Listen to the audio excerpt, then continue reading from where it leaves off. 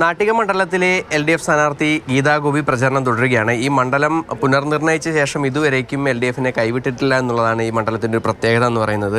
ഈ പ്രളയത്തിൽ തന്നെ 5 പഞ്ചായത്തുകൾ വെള്ളത്തിനടിയിലായ ഒരു മണ്ഡലമാണ് നാട്ടിക മണ്ഡലം.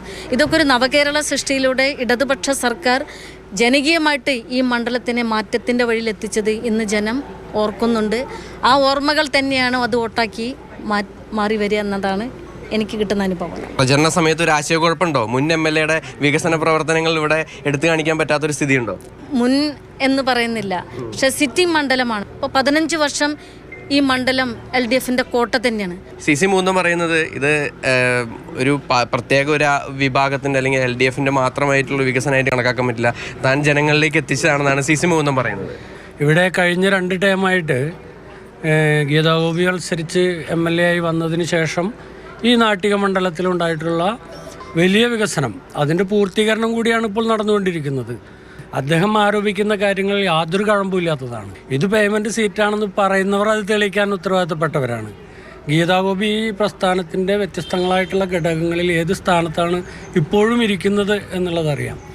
ഇതല്ല പേയ്മെൻറ്റ് സ്ഥാനാർത്ഥി, ആളാണ് പർച്ചേസിങ് സ്ഥാനാർത്ഥി. കാരണം ഇവിടെ ജനങ്ങൾക്കിടയിൽ വളരെ അനുകമ്പ പിടിച്ചു പറ്റാവുന്ന രീതിയിലുള്ള സ്റ്റോറി ക്രിയേറ്റ് ചെയ്ത് വന്നിരിക്കുക. അത്തരത്തിൽ ദരിദ്രനാരായണനായിട്ടുള്ള ഒരാൾ 2 ദിവസം മുൻപാണ് കുടിശ്ശിക നിവാരണാർത്ഥം 10 ലക്ഷത്തോളം രൂപ ഒരുമിച്ച് കൊണ്ടടച്ചത്.